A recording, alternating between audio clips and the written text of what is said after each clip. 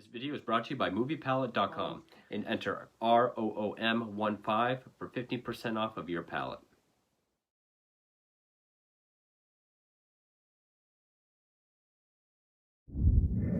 Hey horror fans, I am the Blood Guy. Welcome back to another review of a documentary on a real-life serial killer. And this will conclude, for now at least, my reviews of the Conversations with the Killer series on Netflix. I worked backwards for whatever reason, starting with the Jeffrey Dahmer tapes, John Wayne Gacy tapes, and now we're concluding it with the first of the series, and still, in my opinion, the best of the three, Conversations with the Killer, the Ted Bundy tapes. And yes, I am very glad to have a DVD of this. It says for your Emmy consideration, so I think only a handful of these were made for that reason. I wish DVDs would come out of the other two. I don't think that's going to happen. But if any of them, I am glad to own this on some sort of physical media. This originally dropped on Netflix on January 24th, 2019, which, yes, for all the fun fact people, that is the 30th anniversary of Ted Bundy's execution. And it's essentially built around the book Conversations with the Killer, Ted Bundy, by Stephen G. Michaud and Hugh Ainsworth. This originally came out in 1989, the same year as his execution. It actually goes into the book that they were writing, which, this is taken from the Death Row tapes, as this special is. But the book that they're talking about writing in this documentary is actually The Only Living Witness, which came out in '83, both of which deal with the Death Row tapes. But I think most of them are actually in this book. So these two go together, and I'm glad to have both of them. That book's very easy to find. But yeah, again, directed by Joe Berlinger. This came out the same year as the Zac Efron Ted Bundy movie, which I'm also glad to own.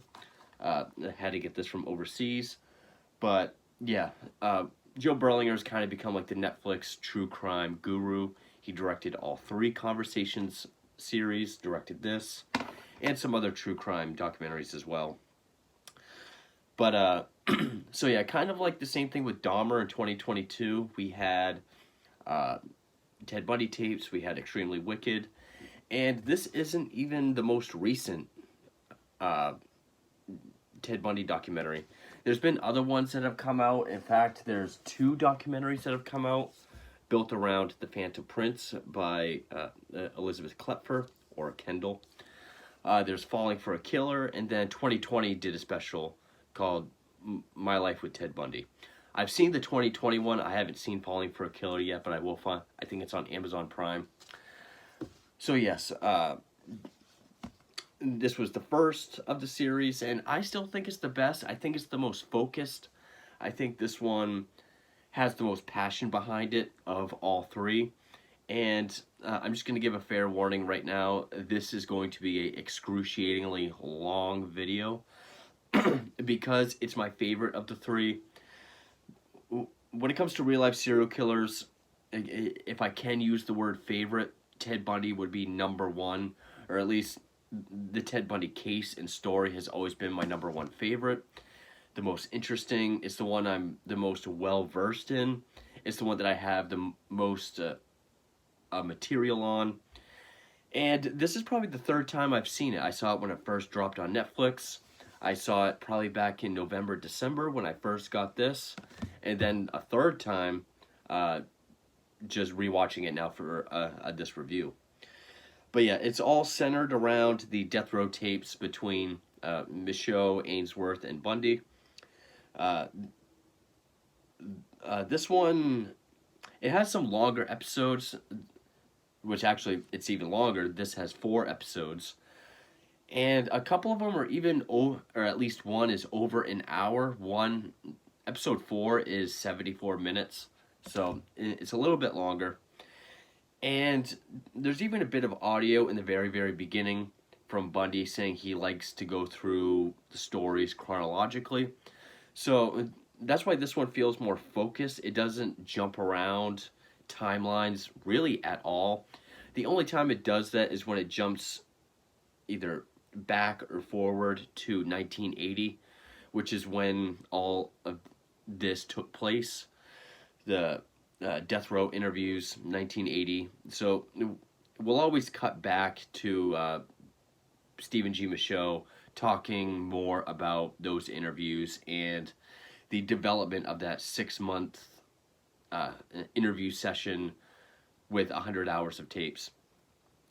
But it has pretty much everything that you could expect from any Ted Bundy documentary. It doesn't go too much into his personal life, like pre-murders, like really much into his family unit, like the whole thing about being raised by his sister, who is his mother, and believing his grandparents were his parents. It touches on that. Touches on his life as like a Boy Scout and being, going to church camp, high school. It does go more into college, like the University of Washington and the University of Puget Sound, law school, all of that. Obviously, it doesn't go into every single victim because he did confess to 30, but it goes into a number of his victims. Obviously, it goes into, the first few, like Linda Ann Healy, George Ann Hawkins, the 2 girls from Lake Sammamish on July 14th, 1974, Janice Ott and Denise Naslin, moving to Utah, and then, the botched abduction of Carol DeRanch on November 8th, 74. How every time he got stopped or arrested, it was over something small, like a traffic stop. But like all the other conversations, installments, it's just people involved with the case that are being interviewed. Like, we don't have a lot of criminologists or, professors at other universities sort of giving their expert opinion on Bundy. And again, those are some of the more interesting interviews. Even though I really do like ones with Ken Katsaris, who was the sheriff in the county where he was serving in Florida, sort of their antagonistic relationship. But we do get a few interviews from people that he was friends with either in childhood or like in Utah around the time of his Utah killings, like the president of the Mormon Church. And it's all very interesting. And I pretty much knew everything that was going on, but what it did a good job at was fleshing all these out a little bit more. I was surprised to I'm not surprised Anne Rule wasn't in it because she passed away a few years ago, but it didn't even really mention Anne Rule or her book, The Stranger Beside Me, which is considered to be, the definitive work on Bundy. And again, Bundy is the one that I have the most material on. Again, Stranger Beside Me, Phantom Prince. Kevin Sullivan actually wrote a lot of books, but I have the Encyclopedia on the Murders, Comprehensive History. There's a book by Al Cimino. And then this is really cool. You can get this off of serialkillercalendar.com. Just sort of a collection of court documents and transcripts and stuff like that. But also, and the documentary didn't really mention this much either, The Riverman, where Bundy helped Bob Keppel and David Riker by giving his profile or opinion on the Green River Killer murders. And of course, he's in just about every serial killer documentary or series that you can imagine. I would say he probably has the most films made about him, with, I think, 9. I've reviewed all these. These are all films about Bundy. So, I mean, the guy's had a lot of stuff on him.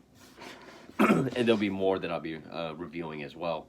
On top of just being in every encyclopedia that you can imagine. Of course, most notorious of the 70s. Any encyclopedia. I pulled this one because it does have some questionable information, like confirmed kills in the 1960s, which is still speculation to this day. But about this series. It's shot beautifully. You know, Joe Berlinger always does a great job with music and just setting up the look of the interviews. You don't really have people performing in the interviews like you do some of the other ones.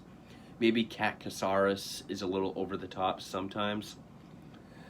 But and I will say this one definitely has the most usage of the audio of Ted Bundy, which, I mean, they definitely had more to work with. I mean, Bundy had 100 hours just with Stephen G. Michaud, whereas Gacy had like 60, Dahmer had 32 hours. And just with Stephen G. Michaud, not counting Bill Hagmaier or Bob Keppel, they had 100 hours to work with for this documentary. But I would say this one feels the closest to Conversations with a Killer than the other two. It's still really sporadic and used to either punctuate a point or to kind of tie in what everyone is saying about a certain topic. But I definitely feel like some of the episodes in this are definitely more focused. I mean, episode 3 is all about his 2 escapes and then his Florida murders. The final episode is all just about the Florida trials, his time on death row, then his execution. The first 2 episodes are more about, you know, early life, killing in Washington, then deciding to move to Utah, and then the murders all over the Pacific Northwest, how it all finally came together. And one thing I like about this is that it definitely, because I know a lot of people when they watch like serial killer documentaries, it makes law enforcement look really inept and sort of stupid or really lazy and incompetent. Here, the police were doing really, really good work. It just shows how limited they were at the time with their technology, with the kind of DNA or databases that they had to work with. And Bundy was all over the place. He made it very difficult for them to track him. And you do get interviews with very famous law enforcement people that I think are more or less famous because of Bundy. Excuse me, like Detective Bob Keppel, who actually wrote this book. He's actually written several books that I have. Bill Hagmaier, who of course is the subject of No Man of God. But you also get a ton of footage. I mean, a lot of footage. I think of all the documentaries I've seen, this one has the most footage. Definitely of his trial, because it was the first ever televised murder trial. So you definitely get a lot of footage, a lot of audio. I would say this one feels the closest to Conversations with a Killer.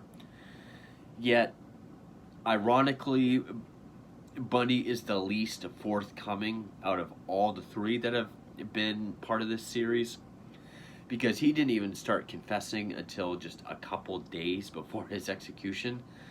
So there's not really a whole lot of audio of his confessions, or if there is, they haven't really been put out. So a lot of what you're getting, it does go into the segments of the interviews where he is confessing, but in the third person. That's all very interesting to hear. You do get interviews with like family members. You do get one of the main interviewees is Carol DeRanche, one of his survivors.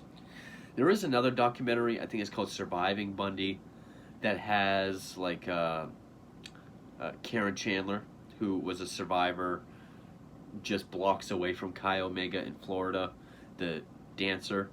It's all women that have survived Bundy. I've seen bits of that one. That one's very interesting. But, so it might, for someone that's read and seen and listened to Bundy as much as I have or someone else, it might not be very illuminating or informative, but it does do a very good job at fleshing all of those things out. It doesn't feel like it's rushed at all, like it's just rushing through all these things to get to the end of it. Whenever it brings something up, it fleshes it out, it talks about it. A majority of the victims we do know about, it does shed light on them. It does make sure that some of the interviewees talks about them as a person, so that they're actual people, not just victims or numbers, which is something that this series has done a good job at. It was really painting these victims as people, and I think this one did a good job with that as well.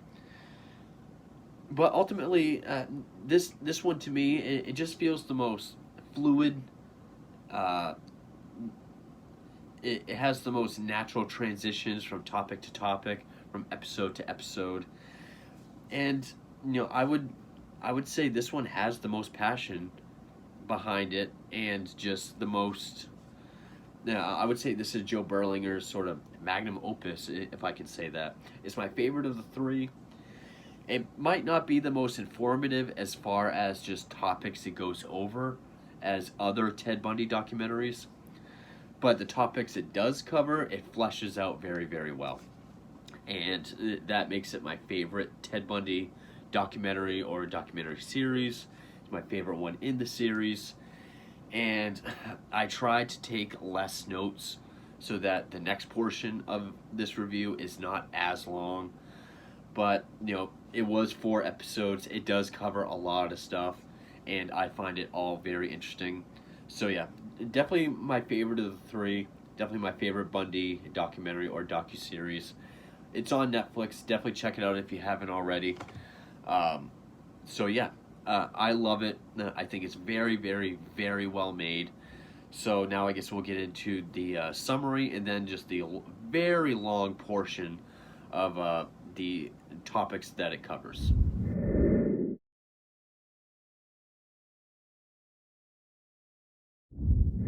So as always, I like to give a brief summary on the killer that the film is based on. So Ted Bundy is considered to be the most notorious serial killer in American history, killing at least 30 women between 1974 and 1978 across 7 states in the Pacific Northwest and Florida. He only confessed to 30 just days before his execution on January 24th, 1989. We'll never know the true number or the true time of his spree, as there's some speculation of him murdering and at the very least assaulting as early as 1961 at the age of 14. Bundy, known for his good looks, being nicely dressed and charming, preyed on the kindness of his victims, often wearing a cast and a sling on his arm or on his leg and hobbling on crutches and looking as if he was struggling or asking for help. When the victims got to his car, which was a Volkswagen Beetle, he would bludgeon them unconscious with a tire iron or a crowbar, put them in the front where there was no passenger seat, and take them to a remote area, sexually assault them, and then bludgeon or strangle them to death. He decapitated at least 6 of them and saved their heads, leaving their corpses for the elements to destroy all evidence. He started out sneaking into the homes of his victims, knocking them out, then abducting them, but as time went on he got more brazen, even impersonating an officer, and abducting one from a Colorado ski resort, and on July 14, 1974, abducted 2 separate women, Janice Ott and Denise Naslin, 4 hours apart from the Lake Sammamish State Park in Washington. After an estimated 15 murders, Bundy was pulled over for speeding, and his, quote, kit was found in his car, leading officers to put him in a lineup for the failed November 8, 1974 abduction of Carol DeRanch. After she identified him, it led to the first of many trials, and all states were connecting their Ted murders. Bundy escaped custody twice. First, he jumped out of a second-story courthouse window on June 7, 1977, and was free for 6 days, and then shimmied through a light fixture in his cell on December 30th, 1977, where he was free for 46 days, made it to Florida, and killed 2 and wounded 2 at the Chi Omega sorority house on January 14th, 1978. The same night, he would go 6 to 8 blocks away and brutally attack Karen Chandler, who also survived. On February 9th, he killed 12-year-old Kimberly Leach. He was stopped again on the 15th and was brought back to prison. His murder trial was the first ever to be televised, and he made it a circus, being his own attorney. He was found guilty and sentenced to death. He made several appeals on death row, and in a last-ditch effort to save his life, he confessed to 30 of the murders. He was still executed on January 24th, 1989. Aside from his handsome looks, intelligence, and charm, he was also a law student, was active in politics, and dated his longtime girlfriend, Elizabeth Klepfer, for 6 years, from 1969 up until his arrest.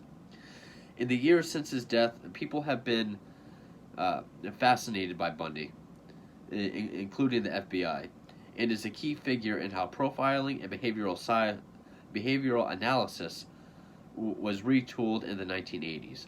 Many books, documentaries, and films have been made about Ted. Even 9 actors have now portrayed him thus far. And so now we get into the actual documentary itself. And again, my last few videos have been so long that I tried to take less notes, but maybe still encompass everything that they talk about. Sometimes I can't help myself. I find every bit of it interesting. But let's see if I did any better. So, episode 1 is called Handsome Devil. And it opens up with Stephen Michaud, again, the author of this. Also the author of Only Living Witness, which came out in 1983. But he goes into the rise of crime and serial murder of the 1970s in America with news footage of Manson, Son of Sam, Hillside Stranglers, Gacy. But then him and other interviewees saying that Bundy was the worst of all.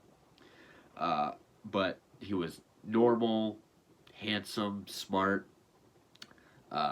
Get some news footage and articles of his interviews outside the courthouse. You know, when he's got like the trench coat. He's like, well, I think it's all going very well. I'm going to trust the only person, and that's me. But then we go back to 1980 when Stephen Michaud and Hugh Ainsworth, co-author of that, as well as The Only Living Witness, goes into how they first met Ted in Florida, you know, when they first got to the prison, led to where Ted was, not knowing if the story would be true or not really caring, thinking it was going to be a good story either way, and how that began the beginning of a 6-month process with 100 hours worth of interview tapes. We get audio of them like testing out the tape recorder. Then it jumps back to 1951 with audio of Ted saying that that's when he moved to Tacoma with his mother. Then we jump to April of 1974, news footage of the disappearance of Linda Ann Healy, who was his first victim. Not his first attack. His first known attack was Karen Sparks, which I believe was like 2 weeks prior. But yeah, she was his first murder victim, which happened February 1st of 1974. This is in April because they're talking about how a number of girls have gone missing since then. We're introduced to Kathleen McChesney of the King County detective, the only female of the Ted Task Force when that was formed. She talks about her disappearance, how she came to work on it, how Linda Ann Healy worked for a radio station, and how it was very obvious when she went missing. Get interview footage of her roommates, like old news interviews. We're introduced to Bob Keppel, who has written a number of books that I have. He goes into his involvement, how he got involved with these crimes. He was a detective at the time. I think that was one of his first cases as a detective. Get a bunch of crime scene photos, like the blood on her bed. Go back to Michaud on how Ted was just giving him idealized versions of his childhood. You know, he was giving him like a Norman Rockwell painting, Leave It to Beaver. Not really what his childhood was really like. And we actually get the juxtaposition of audio from Ted talking about how, you know, he was this great student. He was one of the boys, played football, went skiing every weekend. how everyone looked up to him, and she talks about how when he was a kid he wasn't good at anything. No one got close to him. He didn't have any close friends. He wasn't athletic. He wasn't good at anything at scout camp or church camp. He really struggled as a kid. He had a speech impediment. So we get to see you know, how the version he gave, and then people that actually knew him, what he was really like as a kid. So then we jump to June 74, Seattle, Washington. Georgianne Hawkins goes missing. It doesn't come out and say it, but she was murder victim 6. Technically his uh, uh, seventh attack, but Karen Sparks lived. So, murder victim 6. Uh,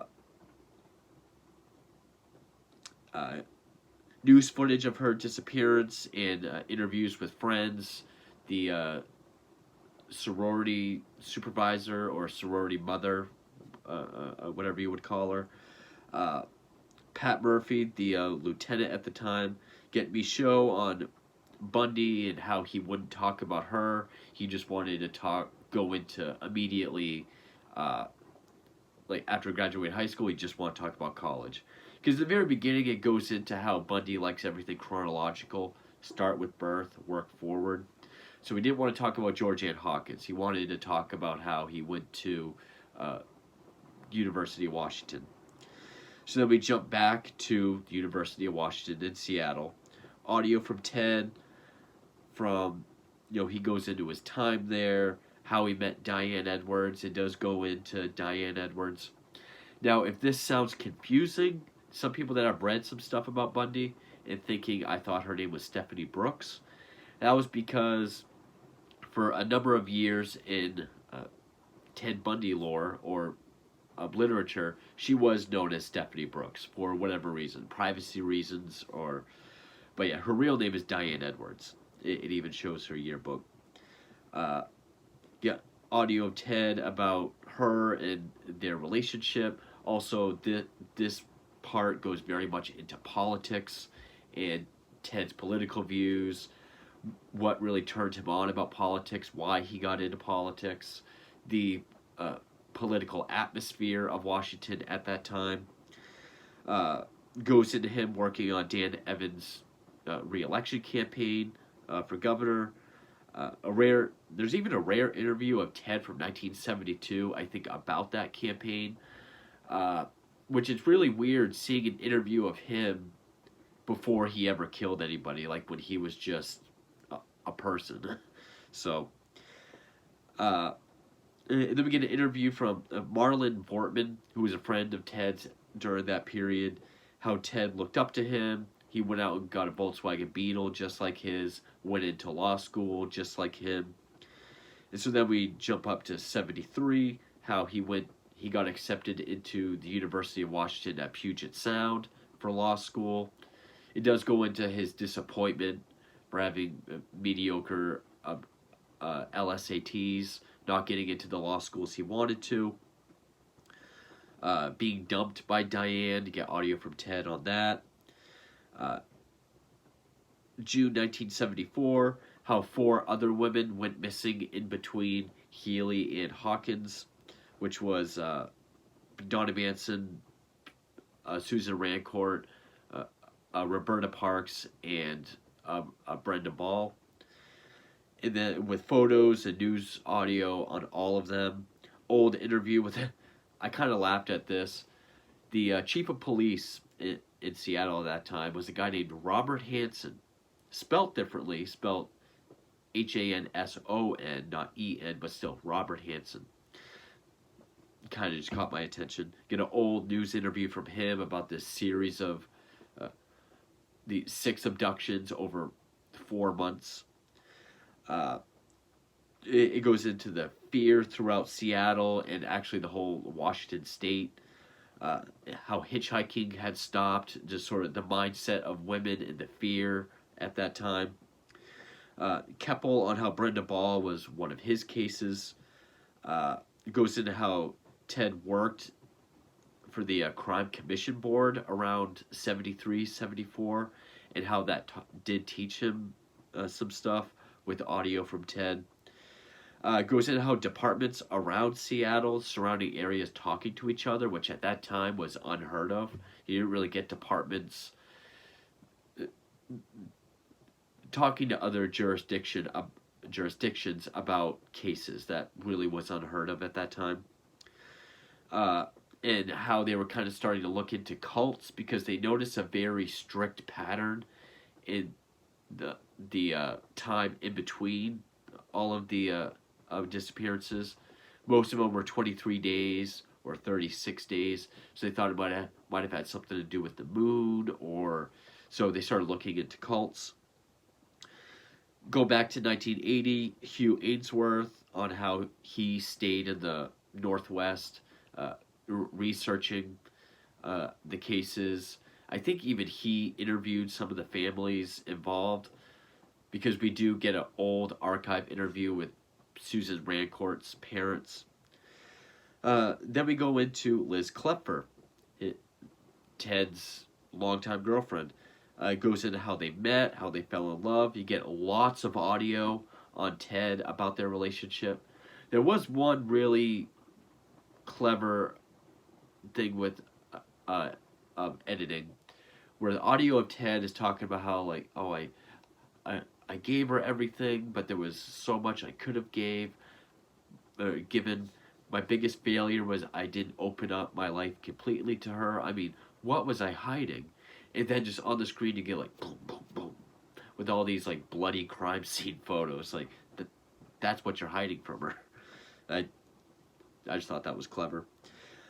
And then I was typing out these notes, and then as soon as it said July 14th, 1974, I just immediately started typing Lake Sammamish, because definitely one of the biggest cases in the Bundy story.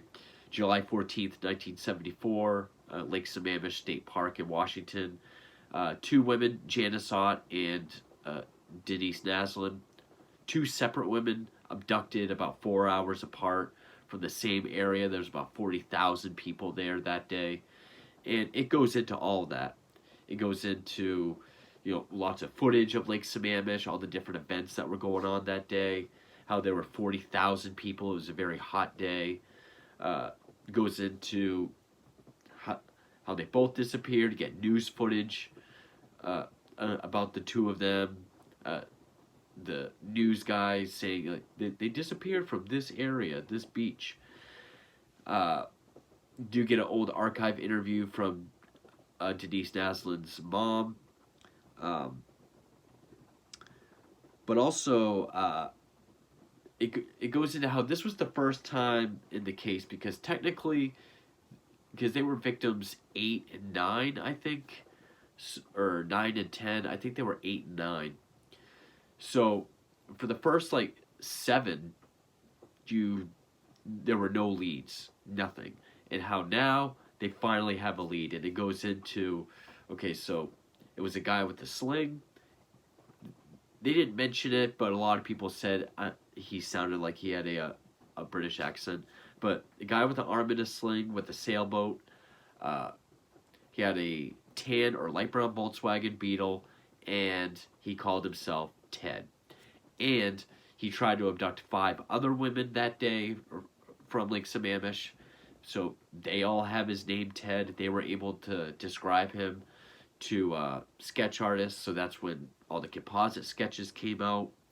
So it was the first time they had any kind of break. So then we cut back to 1980, which, and yeah, I wasn't going to go fully deep into it, but now I feel that I have to. Arm in a sling, he was asking for help with his sailboat, and then when they would get to the bug, they realized there's no boat, but it was already too late. So I just feel like I had to say it for some reason.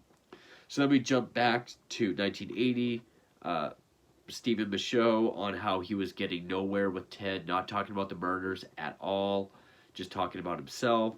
So he had this idea where he would tell Ted to talk about himself in the third person. Use he or him, stuff like that. And how Ted just immediately ran with it. He just grabbed his tape recorder it just went off, just started talking, and that's how it ends. It ends with him talking a lot as he always did, but sort of talk about the psychology of what we're looking at here is someone who's you talks about this hunger for sexual violence, and how every time he commits an act, it'll satiate his hunger, but he thinks, okay, this is the last one, but then it comes again, does it, okay, no, that's the last one. And it ends with a quick flash of all the victims, and then it ends. So that's episode 1. Well, actually, I messed up because Janice Hott and Denise Naslin were victims 7 and 8, not 8 and 9 or 9 and 10, as I said earlier. But anyway, so episode 2 is called One of Us, which will be a quote used by his lawyer in Utah after his first arrest. But it opens up with talking about the women's liberation movement, marches, rallies, with footage, news footage. But now someone is out there killing women, putting fear into women. With audio of Ted referring to himself in the third person, and as to why he goes after young, attractive women, and the influence of pornography. That's actually all just the intro, because that's going to come up more in episode 2. But it picks up with Washington State, July of 74, more news footage of the two Lake Sammamish disappearances, Janice Hott and Denise Naslin. Talks about the TED task force that was formed at that time, the tip line being set up, and looking into all of Ted's or Theodore's in Washington, along with 42,000 Volkswagen Bug owners, how they were able to go from 1,000 Teds with Volkswagens down to 100, with pretty much just looking at the ones that would be suspicious. Essentially not looking into like the clean-cut, good-looking guys who were law students, active in politics, stuff like that. Jump to 1980, Stephen Michaud on how Ted referred to himself as the entity. There's Ted audio on pornography kind of being the genesis for a killer of this nature. It goes into some of the murderous actions by the entity. We jump to August 8th, 74, with Liz Klepfer, which he called the tip line about her boyfriend, Ted Bundy. Audio of an interview between her and Campbell. There's an old video interview with Liz, and how Ted became a suspect, but they had nothing to charge him with. How they ran out of leads. Ted audio on how they didn't suspect him because of his clean appearance and background. Does go into the stuff that Liz found in his car and apartment that led to her suspicions, other than just Ted and Volkswagen. September 1974, Bundy moves to Utah, with audio of when he moved there, and admitting it was also to avoid detection. We get an interview from Michael Reese, the president of the Mormon Church, and how he first met and befriended Ted. And then a big one, we get introduced to Carol Durant, the woman whom he tried to abduct on November 8th, 1974, from a mall in Utah. It didn't work out. She was able to flag someone down. But first, she just talks about life in Murray, Utah. Goes into her life at the time. It mentions the murder of the daughter of a police chief in the neighboring town Midvale, which it goes into that. It was 17-year-old Melissa Smith. She was a Bundy victim. Also goes into Nancy Wilcox and Laura Aim, who were killed October 2nd and the 31st, respectively. The three of those were Ted's Utah victims, so it goes into them a little bit. David Yoakum, who's the prosecutor of that area, goes into the disappearances and how it was unheard of. So then November 8th, 1974, we get Carol DaRonch pretty much uninterrupted going in depth into her story of how Ted impersonated an officer and tried to kidnap her and how it didn't work. But then we jump 4 hours later to when high school student Deborah Kent was killed, and how in the parking lot of the high school she was taken from, they found a key. The key went to Carol DaRonch's one handcuff that was left on her. So that connected those two together. We jump to March 5th of 75, Washington State on Taylor Mountain, how 6 skeletal bodies were found. It does show some photos. There's like a, I don't know if it was news footage or like a crime scene video of pretty much a bunch of people in that area just searching the Taylor Mountain, finding all these skeletal body parts, bodies. But there is news footage also with TED audio on how the killer, or this kind of killer, would leave them in an area like that so that the elements, including the animals, would destroy all evidence. All crimes now connected to one killer, Ted. Press conference footage. So then now we jump to Colorado. Ward Lucas is a TV radio reporter. He's actually been in this documentary throughout. I just haven't put him yet. But he talked about how he just got a job in Denver and realizes that there's now continuous disappearances, just as there was in Seattle where he just left. So he goes into that. News footage of the January 12th, 75 disappearance of Karen Campbell from the Wildwood Inn. It goes into that. It goes into her disappearance, how she was found 36 days later. Then it goes on to mention Julie Cunningham and Denise Oliverson, these 3 being his Colorado victims, which those were his 13th, 14th, and 15th victims. They're linked together, but they're not linked with other states yet, because that was even more unheard of, was states talking to each other. TED audio on how they didn't communicate, so someone like him or someone like this killer could get away with it. So then we go back to Utah, August 75. Carol DaRonch and how there were still no suspects, her trying to move on with her life. Then it goes into Bundy's first traffic pullover, which was in Granger, Utah at 2:30 in the morning by Officer Bob Hayward. And we got pulled over for speeding, driving erratically. Officer Hayward just happened to look in the back seat, find his kit. I know I've been doing this a lot, but his kit and how he's arrested. That was on the 16th of August. Bruce Lubeck on being Ted's lawyer at the time, how John Connell was brought in as well. News footage of what was found in his car, along with a ton of photos, which it's the same photos that... Does this book even have photos? I thought it did.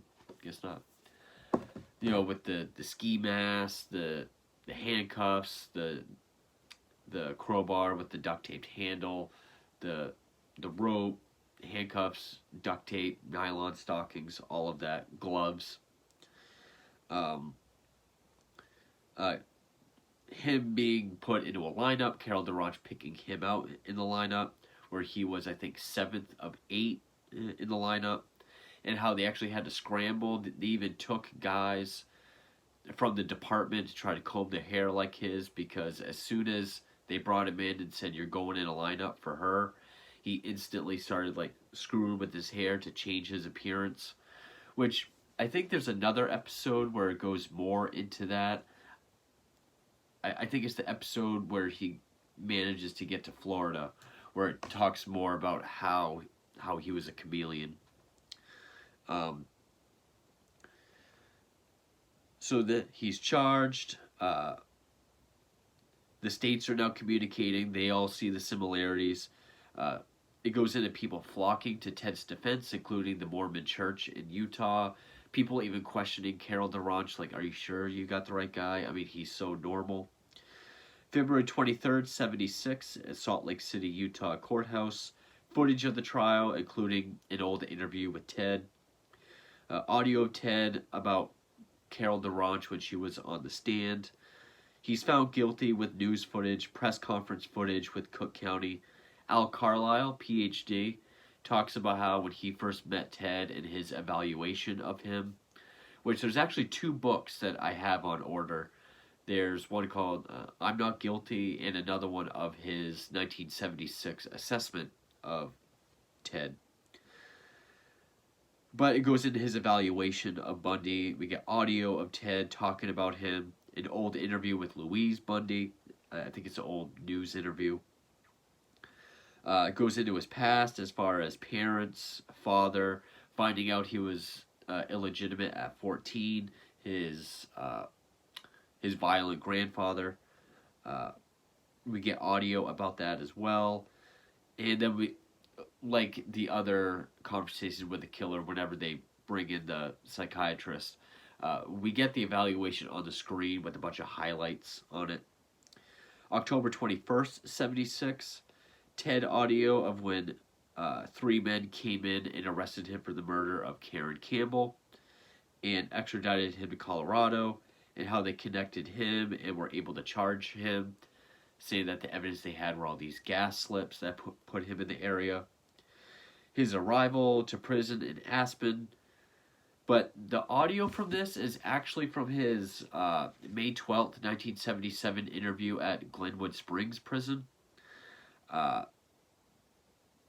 which is the one where he has the brown sweater. It's even the line where he says, like, people oogling me like I'm some sort of weirdo, because I'm not.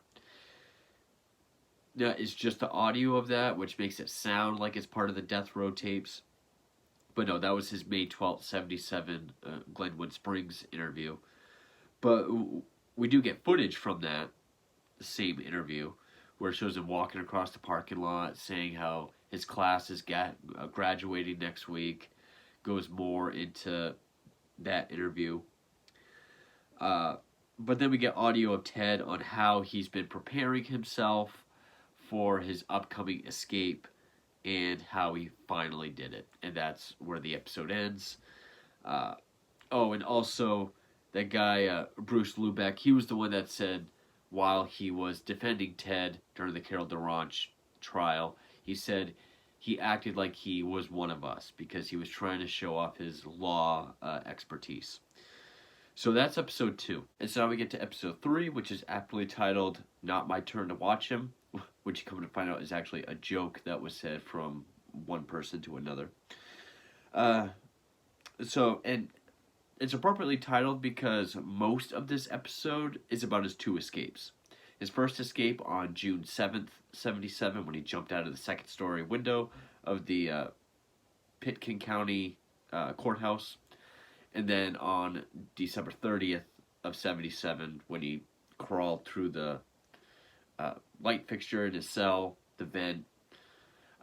So it's really just about those 2 escapes, and then just the great search for him. And then it ends with the Chi Omega and Kimberly Leach murders and how he was reapprehended. I could just leave it at that, but footage of him in the courthouse library, then news footage of his escape, news footage of the roadblocks, the people being interviewed goes into how he escaped, and just the big deal that it was. And again, that was June 7th of 77. And then for a period, it'll say days missing, and that's what brings us along throughout this portion of the documentary. So Days Missing 2, we get audio from Ted on while he was free, keep going, don't stop. Footage of the hunting dogs, Day 3, when the FBI got involved, trying to find him. Audio of Ted on how the elements were starting to get to him, and a rainstorm bringing him out of the mountains. Days Missing 6, footage of his recapture, the cabin that he stayed in the traffic stop that caught him. audio of Ted talking to Al Carlisle on his escape. Other audio of Ted, how intellectually superior he was, or thought he was, his boldness. And then people being interviewed go into that as well. Boldness, brashness.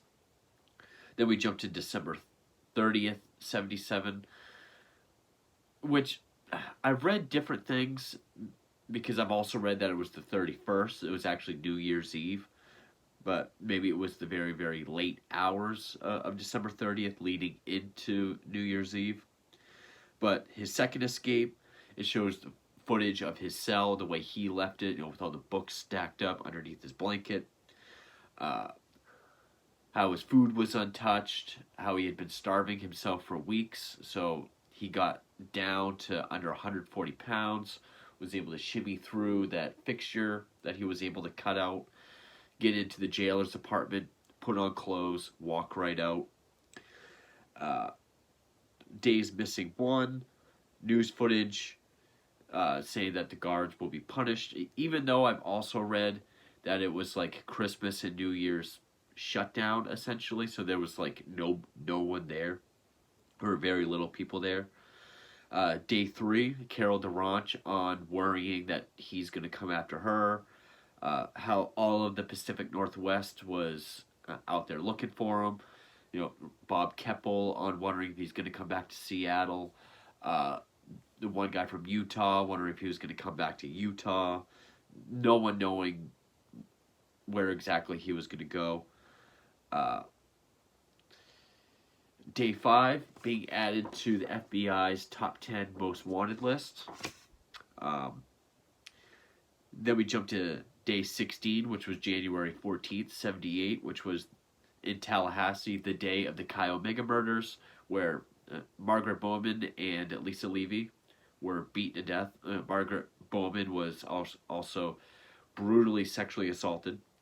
Also, Kathy Kleiner and Karen Chandler were the other two that were savagely beaten, but they survived.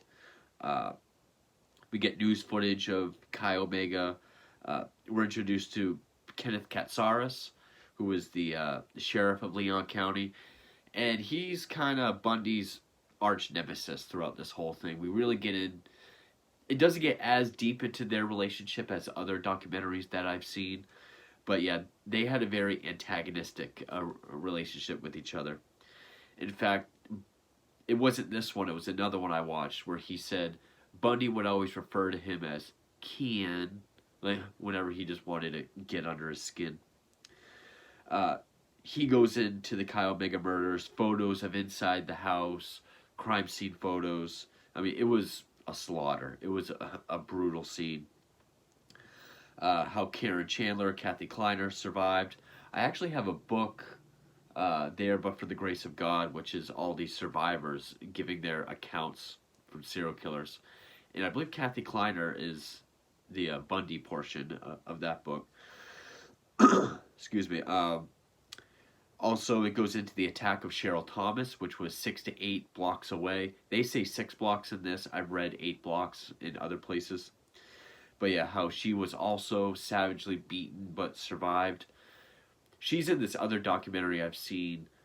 I think it was just called Surviving Bundy, where it's just the survivors. And I think she lost hearing and even quit dancing. She was a dance student, and he took that from her. Crime scene photos of her house. Katsaris on examining the bodies and finding these deep, deep bite marks on Margaret Bowman, which, will become the not only the smoking gun evidence that they need eventually for the trial. Then it goes into just the fear and the intensity in Tallahassee at that time because they had not seen a crime like that. Days Missing 40, which was February 9th, 1978, the murder of 12-year-old Kimberly Leach. It goes into her, who she was as a child, how she was abducted from her junior high school. Interview from George Deckel, the prosecutor of Columbia County, on the murder of Kimberly Leach. News footage of her disappearance and search. Days missing 45, which is, it says Pensacola. Audio of Ted talking about how, that day in Pensacola he was laying on the beach and it was the best day of his life. Uh, I think he said something about this.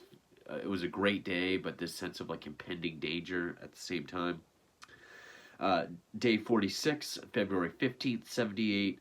It goes into Bundy being pulled over, rearrested, not quite recaptured because they didn't know who he was, because he gave a false ID, Kenneth Meisner, and actually it goes into how he did that for quite a few days, and how it was known in the news as a mystery man or a Mr. Mystery.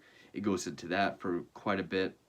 Again, Kenneth Meisner, court footage, which if you've seen video footage of him in cuffs where he's got like the suit coat, but like the V-neck with the chain, the handlebar mustache.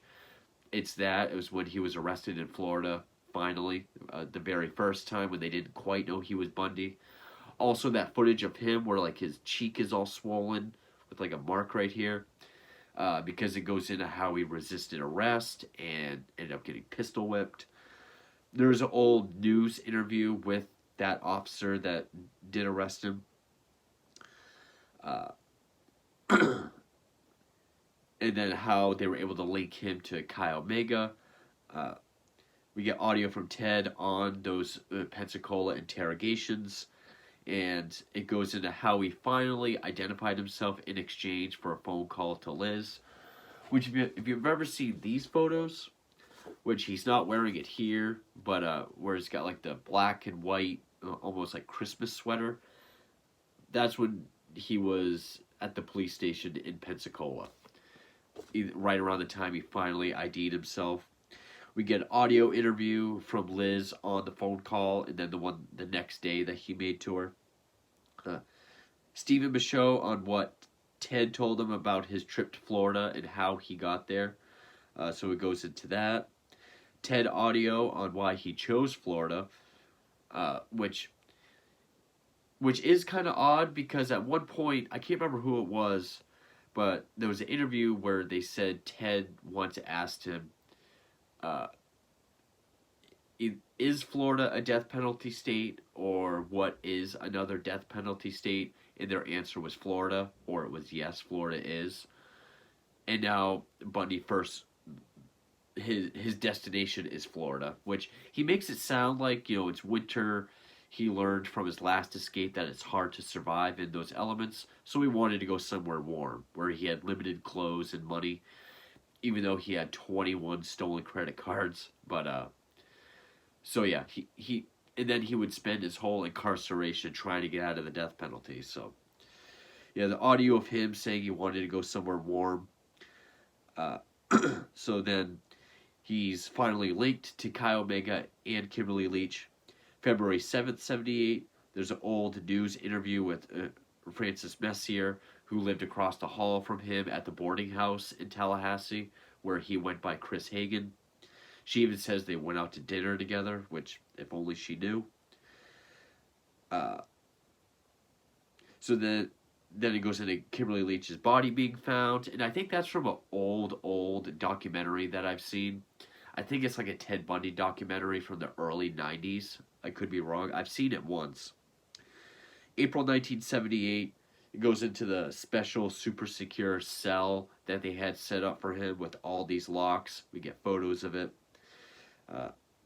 Ken Katsaris on how he was able to get the teeth imprints and how Bundy did not like that. Or how Bundy wasn't sure that was going to be the smoking gun later on. Because I don't know if it's in this one or in the next episode where he even says the evidence is there, you just didn't find it. Or maybe it was another documentary I saw where he says the evidence is there, that it was me, you just haven't found it. So then when he goes to get the teeth imprints, that's why he freaks out, because he knows Kian had found it. But we get photos of him in the dental chair given the teeth imprints. And then it goes into how all states that he's killed in are now linked and working together, trying to build this case. And it ends with July 7th of 78, which is that famous footage, that press conference footage of when Ken is reading the murder indictment to Ted. And that's when he's like, what do we have here? Oh, an indictment. And how he's mad about how, like, you've kept the press away from me. And, you know, I'll plead not guilty right now. You know, that clip is here. And some people go into how it was theatrics on both sides. One interviewee who was a reporter said it was theatrics on Ken's part as well. But it shows pretty much the whole clip, and I thought it was a good place to end, because it shows Ted going back into the elevator, where he just says, like, I will be heard, and then it just ends, which I thought that was a great place to end. So this episode was a little bit more focused. It's really just his 2 escapes, his Florida murders, and then being recaptured. But that's episode 3. So now the final episode, episode 4, again, very aptly titled Burn, Bundy, Burn, goes right into how it's the first ever televised a murder trial. It shows news stations getting all set up, getting the courthouse all ready. It starts off with May 9th, 79, a guy named Larry Simpson, who was the prosecutor in the Chi Omega trial. We're also introduced to Michael Minerva, who was Bundy's defense attorney, how he first met him. It goes into the plea deal they tried to give him, which was full confession, 75 years, no death penalty. We get audio from Ted on how he didn't like that, because it still concedes that he is guilty. He wanted to go through the trial to show that he could cheat, outsmart, and charm the system, but also make it so that he's not guilty, and he wouldn't be known as guilty. June 1st, 79, footage of him rejecting the offer. It goes into how he rejected the offer. Michael Minerva on how he dropped down to just an advisory council, and how Bundy was moved up to co-counsel, which of course became a whole fiasco in and of itself. I will say, I should have said this before, this one is just as focused as the 3rd episode, because the 3rd episode was just about his 2 escapes, Florida murders. This one is all just trial and, you know, his time on death row, then his execution. I don't even think we go back to 1980 with everything with Stephen Michaud and Hugh Ainsworth in this episode. So it's very streamlined, and of course where his trial was televised and it's so documented, this one probably has the most footage in it as well. But then we jump to July 1st, 79. Trial officially begins in Miami. We're introduced to Margaret Good, who was the defense attorney in place of Michael Minerva in Miami, because I think it started in Tallahassee, or at least with the plea deal, it was in Tallahassee. She goes into Ted's incompetence. She wanted Ted to be found incompetent or too incompetent to stand trial. How you can't try someone if they are incompetent, so she goes into that. It goes into Ted's limited law expertise. He had potential to be a really good lawyer, and I think that's one thing that's really taken off about the whole story with Bundy is how he was this genius and he knew how to cheat the system, and including law. He really was not a good lawyer. You can definitely see how he could have been one, but it goes into like him trying to, get a movement to change the menu in prison. Just really small, stupid stuff, like anything to take the focus off the murders. The footage of Bundy attempting to cross-examine this guy Raymond Crew, who was one of the first police responders to the Chi Omega scene. Pretty much just asking him over and over again to describe the scene in explicit detail. Good goes into how he possibly did this to relish in the crime scene, which we get audio from Ted on how the individual would dwell on details as it's part of his fantasy. So that kind of backs that up. We get footage of Nina Neary on the stand as an eyewitness, pointing Ted out as the guy that broke in. She was one of the Chi Omega roommates that came home just as the attack was ending. Ted was fleeing. She was coming in, and they passed each other. Well, she also said that she saw him across the hall. It shows the sketch that was drawn out based on her description. Footage of Ted essentially firing Rob Haggard, who was a member of his defense team, even after he just successfully cross-examined Nina Neary and kind of got the jury on their side against her testimony at least. And Ted didn't like that. Ted didn't like that he did something good, kind of got control of the situation. So he essentially fired him. So it shows that. It goes into his female admirers in the courtroom. It's like a news segment. All these women in the courtroom are being interviewed about how they think he's fascinating, charming, good-looking. He's kind of scary, but there's no way he could have done this. It does go into how he had female admirers all over at this time. But no one bigger than Carol Ann Boone. And it goes into Carol Ann Boone, how dedicated to a fault she was to him. She knew him back in, I think, Washington. Either Washington or Colorado. I think she knew him back in Washington. Flew out, moved to Florida to be with Ted, be his number one support. It goes into the bite mark and teeth casts being used in court. And it was the first time in court where an expert was able to say you can identify someone by their bite mark, their teeth mark. We get footage of Dr. Richard Souveron being the expert to say all this. We get audio from Ted feeling that was the beginning of the end for him at that trial. Then we get long footage of this time. Ted was late. I guess he stuck wet toilet paper in the lock of the cell so it wouldn't open. And so he was late, and he just wanted to ask Judge Coward how he could hold the prison in contempt. And I loved his reaction because it's like, yeah, you can stop playing with the lights and stuffing toilet paper in the locks, and that's how you can hold the prison in contempt. So it shows him being chastised. Ken goes into this as well. We get Ted audio on his innocence. Jump to July 24th, 79. Footage of all the final statements, deliberation, and the verdict, which is guilty. 2 accounts of murder, 3 accounts of attempted murder, and there was 2 other charges. I think it was... I think it was like burglary, breaking and entering, because it was just Chi Omega, not everything dealing with Kimberly Leach. But footage of Louise Bundy, his mother, on the stand, making her plea against the death penalty. Judge Edward Coward's statement and his goodbye to Bundy. He gives the whole extremely wicked speech. The whole, you're a bright young man. You would have made a great lawyer. I would have loved to have you practice in front of me, but you went another way, partner. Take care of yourself. I have no animosity towards you. It shows that whole speech. And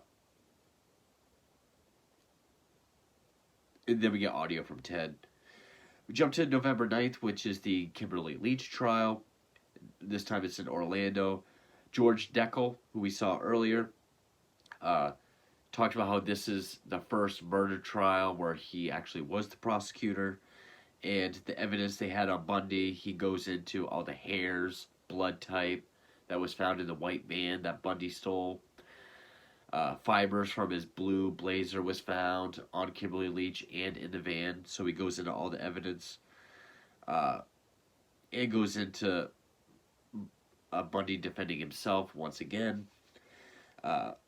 His only witness that he called was Carol Ann Boone, which their only testimony was her judging his character.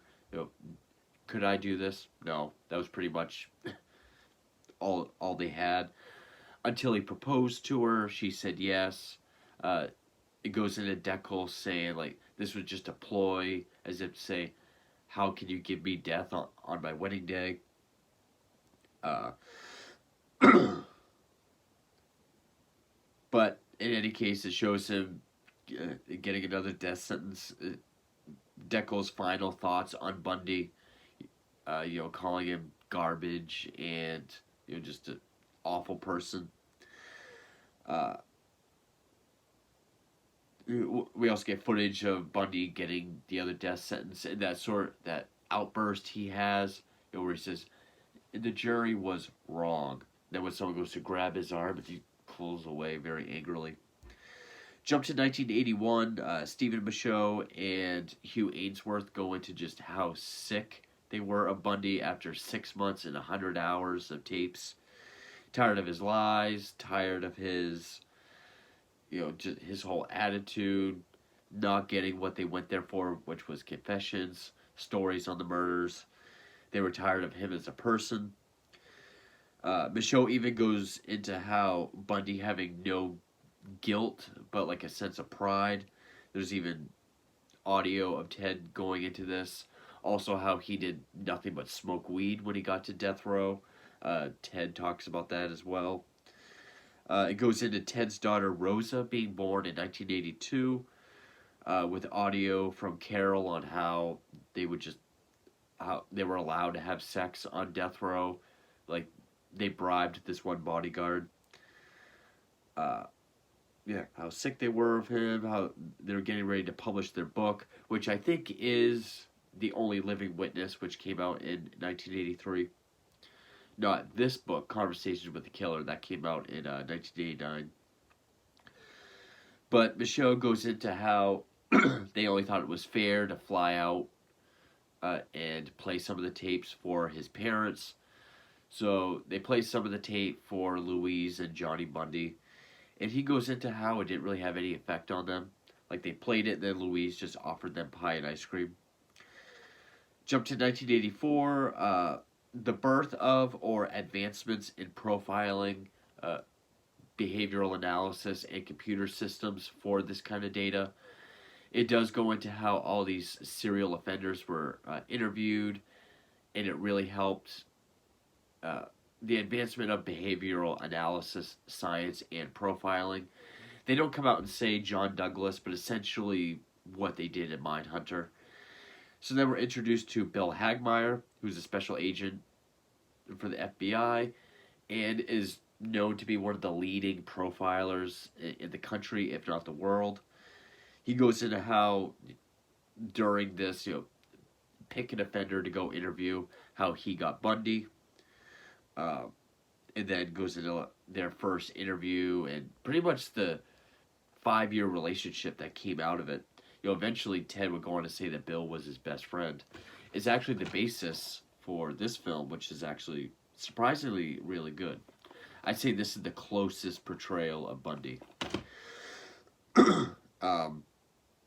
And he goes into how these interviews about serial killers, how Bundy did have a lot of insight, and how Bundy would have these newspapers and be like, let's profile this guy, and how he was actually pretty good at it. And how he was able to give a lot of insight into the mind and profiling of a serial killer. Provided a lot of info. Jump to 1986, Polly Nelson, who was his post-conviction counsel. She pretty much just took the job because she was very anti-death penalty, and that's why she decided to defend him, because he was going through all the appeals to try to get rid of the death penalty. It goes into his whole, that kind of stay on death row, him just going through appeal after appeal.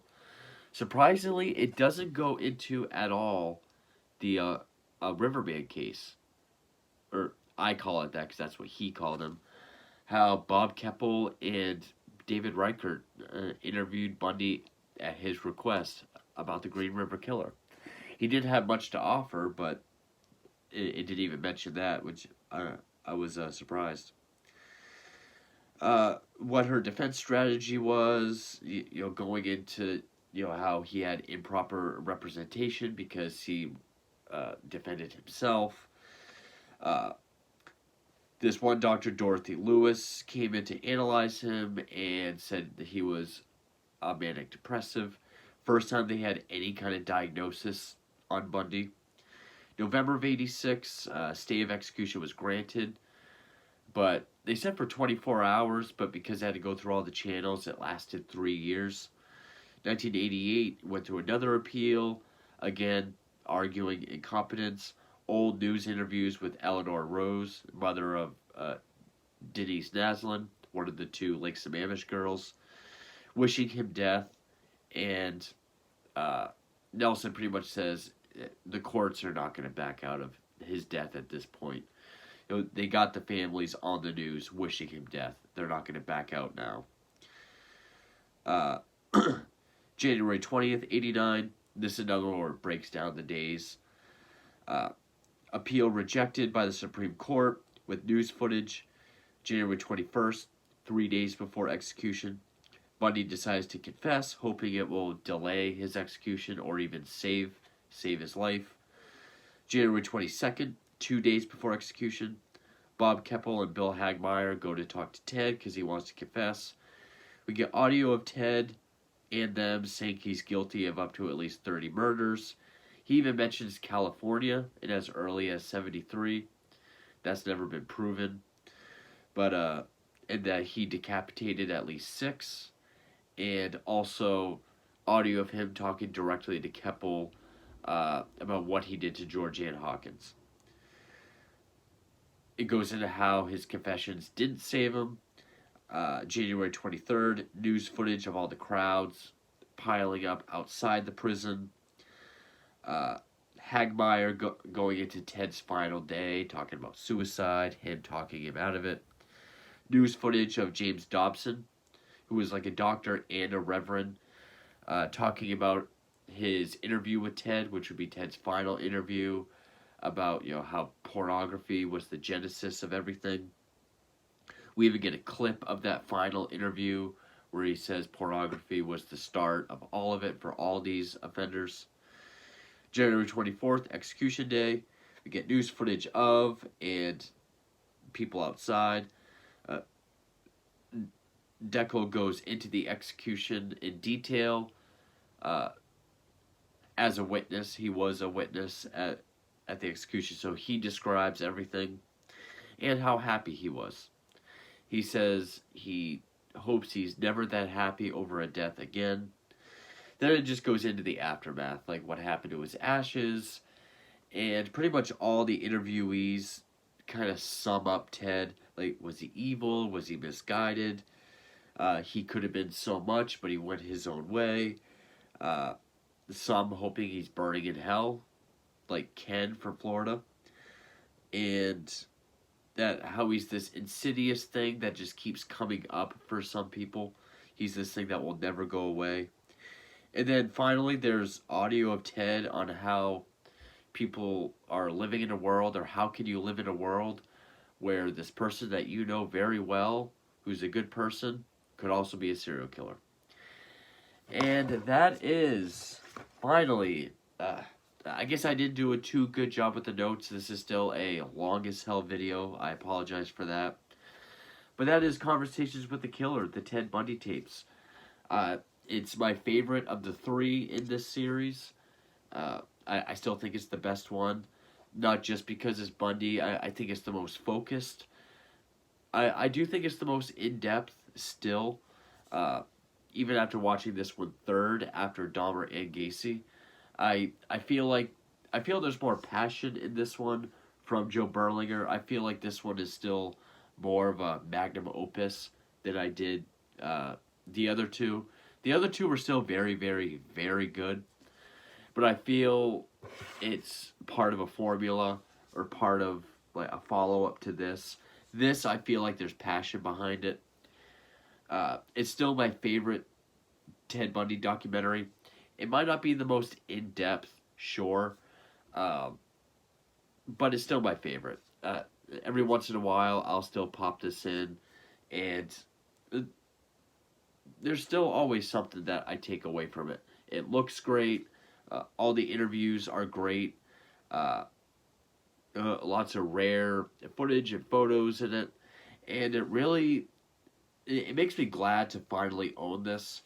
Again, it's on Netflix, so I could watch it anytime, but I'm a sucker for physical media, so I'm very glad I have this. Really makes me wish that Gacy and Dahmer tapes would get one of these.